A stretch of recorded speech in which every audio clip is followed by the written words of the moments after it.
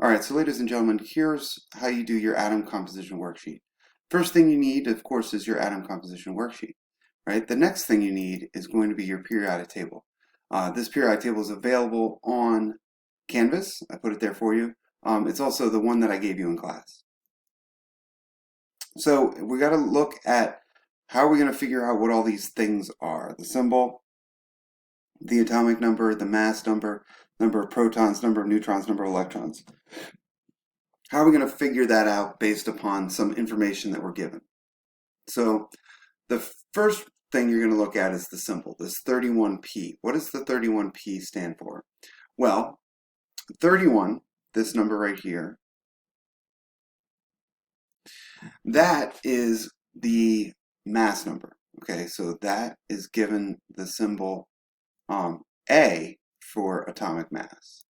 Okay, and so this mass number here, that's A for atomic mass.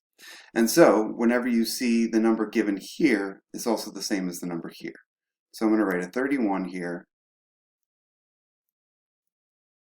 and boom, I'm good to go. Now, how am I going to figure out the atomic number? Well, this is phosphorus. So I'm going to look over here at my periodic table, find phosphorus, and that's right here. Now, your periodic table tells you a whole bunch of stuff, right? One of the things that it tells you is the atomic number. That's at the top of every box, right? So phosphorus, the atomic number is 15, and I got that from my periodic table. So I take that, and I go back here, and I write the number 15. Right? So that's how I get the atomic number. The atomic number is also called Z, just so you know. That will make things easier when we go to do an equation later to figure out stuff. The atomic number Z is also the same as the number of protons. So this is also Z, right? And so for phosphorus, it's also going to be 15.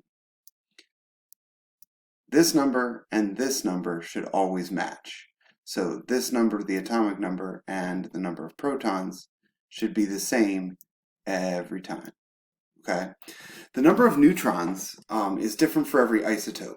And so if you have a different atomic mass or a different mass number, then you're going to have a different number of neutrons. And that's going to be a number that might be different than the number on the periodic table.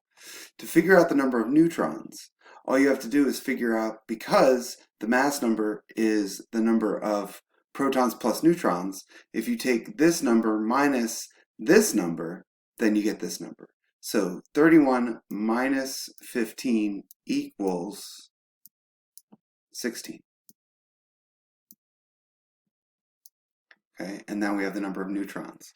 Now, the number of electrons is going to be easy to figure out if our symbol shows that we don't have a charge. Okay, if there's no charge here, then the electrons are going to be equal to the number of protons, right? Because the charge, remember this, the charge is equal to the protons minus the electrons. So if there's zero charge, then the protons, which is 15, must be equal to the electrons, which in this case, also 15.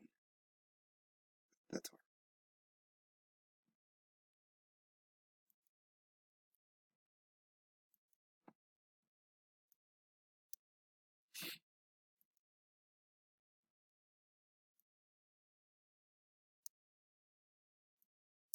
There we go. So we figured it out for phosphorus here. But what if we're not given everything like this? What if we're given just a couple pieces of information here? Can we figure it out? Well, yes, of course you can. All you have to do is go and use the information that we had before. And how did we do it before? So if the atomic number is 4, how are we going to figure out what element it is? Well, we're going to go back to our periodic table, right? If we're in the atomic number area, we're looking at periodic table. So periodic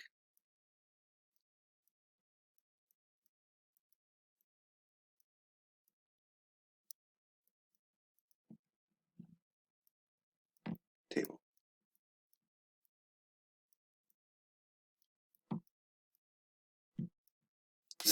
That's horrible. It's okay. We can do this. So we go back to our periodic table and we say, okay, you had the atomic number of 4. So the atomic number 4, that must be beryllium. So go back to where we were before. And so this must be beryllium. So it's B, E. And then the mass number is the number of protons plus the neutrons, right? So if our atomic number is 4 and our number of neutrons is 5, then this must be 4 plus 5, or 9. Then to figure out the number of protons, remember the protons were the same as the atomic number, so we have atomic number here, and the protons here, they're always the same, so this is going to be 4. And then the number of electrons, it doesn't specify. So if it doesn't specify whether this is a neutral atom or if it has a charge, this is always going to be the same as the number of protons. You're always going to assume that the atom is neutral if they don't give you any of the information. So there you go. We have detailed examples for you on how we figured this out. For this worksheet, I believe that you're going to be able to assume that they're all neutral. That's right, because I don't give you any that are not neutral. So the good news is you can assume that all of them are neutral, so the number of electrons is going to be the same as the number of protons, which is going to be the same as the atomic number. So like for the next one, when we have 13, let's pick a different color. Let's see, how about blue? Okay, so if we have 13 electrons, then we're going to go over here to the protons and we're going to write 13. Because we know that the number of electrons is the same as the number of protons. That tells us the atomic number again is 13. And then we have a mass number of 27, right? And so we need to figure out the number of neutrons. The mass number minus the number of protons equals the number of neutrons, so that would be 14 in this case. And then we need the symbol, so it's going to have a 27 up top here. And then we're going to figure out the symbol because it has an atomic number of 13. We go back to our periodic table. We see 13 is aluminum, so we're going to go back, and this is aluminum. Bam. Done. Good. So there's 3 examples on the worksheet for you. I hope that's enough. If it's not, let me know. I can help guide you through some more. Just give it your best shot, and I'll see you later.